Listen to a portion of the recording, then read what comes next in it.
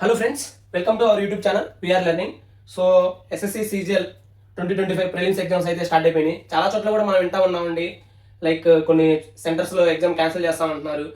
So ఎక్కువ మనం వీటి మీద ఫోకస్ పెట్టి డివేట్ అవ్వద్దు ఫ్రెండ్స్. ఎందుకంటే ఒకవేళ ఎగ్జామ్ క్యాన్సిల్ అయిపోయింది అనుకోండి ఆ పర్టికులర్ సెంటర్లో, మళ్ళీ వాళ్ళకి రీస్కెడ్యూల్ చేసి రీ ఎగ్జామ్ అనేది పెడతారనమాట. So we know need to worry, but only thing we need to worry is about how to deal with the exams and during the exam మనం ఎలా పర్ఫామ్ చేయాలి, ఏం చేయాలి అనేసి ఒకసారి చూద్దామండి ఫ్రెండ్స్.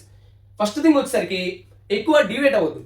ఎందుకంటే మనం ఎగ్జామ్ సెంటర్లోకి అడుగు పెట్టగానే ఒక రకమైన బటర్ఫ్లైస్ అనేది మన స్టమక్లో ఫ్లై అవుతూ ఉంటాయి అనమాట. సో వాటిని, ఆ స్ట్రెస్ని రిమూవ్ చేయడానికి ఫస్ట్ థింగ్ ఏంటంటే డోంట్ డీవియేట్. సో ఫోకస్డ్గా ఉండండి. ఫస్ట్ వెళ్ళగానే మనకు బయోమెట్రిక్ అవి తీసుకుంటారు. దానికంటే ముందు కూడా మనం తీసుకెళ్లాల్సిన డాక్యుమెంట్స్ ఏవైతే ఉన్నాయో, అడ్మిట్ కార్డు కానీ, ఫోటో కాపీ ఆఫ్ ఆధార్ లేదా ఓటర్ ఐడి, ఇవన్నీ కూడా తీసుకెళ్ళండి. అండ్ సో వాళ్ళు చెక్ చేసి లోపల పంపిస్తారు. పంపించిన తర్వాత మన సీట్ నెంబర్ చెక్ చేసుకుంటాం, అక్కడ వెళ్ళి కూర్చుంటాము. కూర్చున్న తర్వాత మనకి బయోమెట్రిక్ అవి తీసుకుంటారు అనమాట. సో అక్కడే చాలా మంది ఏమవుతా ఉంటారంటే టెన్షన్ పడుతూ ఉంటారు అనమాట. So don't deviate first thing. ఎందుకంటే మన focus exam.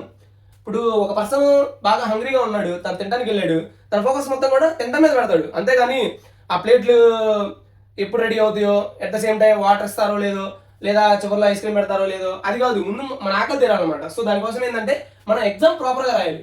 That's why don't deviate. And during the exam main thing వచ్చేసరికి టైం మేనేజ్మెంట్ అనమాట.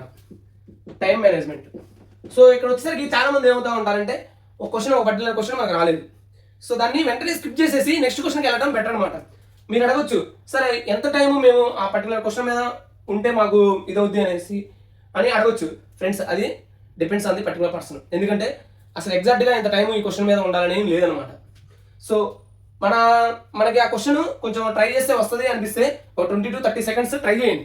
20 to 30 seconds. ఆఫ్టర్ దట్ దాన్ని వదిలేయండి అనమాట. ఎందుకంటే అండ్ ఇక్కడ మనం ఆ పేపర్ మీద క్వశ్చన్ సాల్వ్ చేసుకునేటప్పుడు కూడా దానికి కొంచెం స్పేస్ వదిలిపోవడం మంచిది అనమాట. నెక్స్ట్ మనం క్వశ్చన్స్ అన్ని అటెంప్ట్ చేసిన తర్వాత, అంటే మనకు వచ్చే క్వశ్చన్స్ అన్ని అటెంప్ట్ చేసిన తర్వాత రిమైనింగ్ టైం ఏమైనా మిగిలితే మళ్ళీ ఆ పర్టికులర్ క్వశ్చన్కి రావచ్చు అనమాట.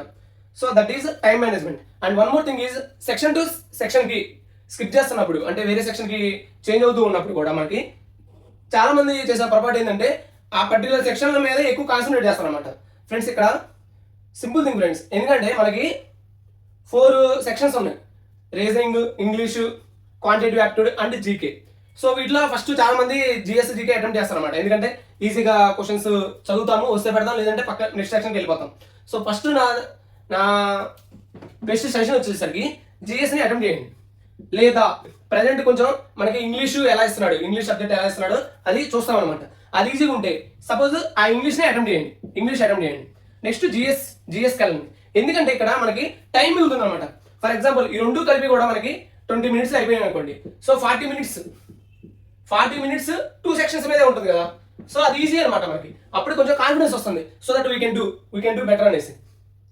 అండ్ మోర్ ఓవర్ ఒక పర్టికులర్ క్వశ్చన్ మనకి డిఫికల్ట్గా ఉంది అంటే మ్యాక్సిమం అందరికీ డిఫికల్ట్గా ఉంటుంది. ఎందుకంటే ఇది మనం బాగా ప్రిపేర్ అయ్యి వెళ్ళాం ఫ్రెండ్స్.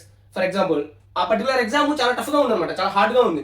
సో అప్పుడు మనం ప్యానిక్ అవ్వాల్సిన అవసరం లేదనమాట. ఎందుకంటే మన ప్రిపరేషన్ లెవెల్లో మనకు తెలుసు. మాక్ టెస్ట్ రాసేటప్పుడు లేకపోతే వేరే ఎగ్జామ్స్ రాస్తున్నప్పుడు మనకి ఐడియా వస్తుంది అనమాట. సో అంత ప్రిపేర్ అయిన తర్వాత కూడా అది టఫ్గా అనిపించిందంటే అందరికీ టఫ్గానే ఉంటుంది. సో ఇక్కడ మనం మిస్టేక్ ఏం చేయకూడదు అంటే నెగిటివ్ మార్కింగ్ ఎక్కువ పోకూడదు అనమాట. ఎందుకంటే మనం ఏమనుకుంటామంటే సో ఎగ్జామ్ ఎలాగో డిఫికల్ట్గా వచ్చింది, ఎగ్జామ్ ఎలాగో మన వల్ల కాదు అది అనేసి నెగిటివ్ మార్కింగ్ ఎక్కువ పెట్టేస్తాం అనమాట. ఇది one of the main mistakes అనమాట. స్టూడెంట్స్ లేదా ఆస్పిరెంట్స్ చేసే మిస్టేక్ల్లో ఇది ఒకటి మెయిన్ మిస్టేక్ అనమాట. ఎందుకంటే కట్ ఆఫ్ చాలా తక్కువ ఉంటుంది. ఆ టైంలో మనకి ఏమనిపిస్తుంది అంటే అది అనవసరంగా నెగిటివ్ మార్కింగ్ పెట్టామే అది అనేసి మనం చాలా డిఫరెంట్గా ఫీల్ అవ్వాల్సి వస్తుంది అనమాట. So don't get disappoint and at the same time follow these tips for during the exam and even after the exam also. వెంటనే ఏమి మనం డిస్కస్ చేసి మనకి ఆన్సర్ పేపర్ తెలుసుకోవాల్సిన అవసరం లేదు. Stay focused on tier 2 exam. ఎందుకంటే టైర్ 1 మనకి మార్క్స్ బాగా వచ్చి టైర్ 2లో ఫెయిల్ అయిపోయినా మనకి ఆ జాబ్ రానట్టే లెక్క. So focus on tier 2 exam. And చాలా మంది ఏం చేస్తూ ఉంటారంటే టైర్ 1 ఎగ్జామ్ అయిపోతుంది అనమాట. అయిపోయిన తర్వాత ఇంకా మిగిలిన పేపర్ ఎలా వస్తుంది ఏంటి అది మొత్తం కూడా ఎక్కువ ఎనాలిసిస్ మీద వీటి మీద ఫోకస్ పెట్టేసి టైర్ 2కి వాళ్ళకి యాక్చువల్గా టైం మిగిలినట్టు అనమాట. ఎందుకని ఎగ్జామ్ మనకు తొందరగా అయిపోయిందంటే చాలా వరకు రిలీఫ్గా ఉంటుంది and we can focus on tier 2 exam.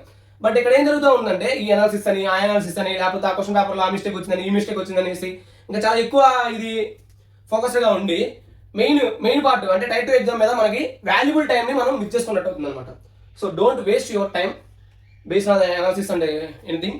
Be focused and ఖచ్చితంగా మీరు ఈ ఎగ్జామ్లో క్వాలిఫై అవుతారు. And at the same time type 2 కూడా గట్టిగా మనం రాద్దామండి.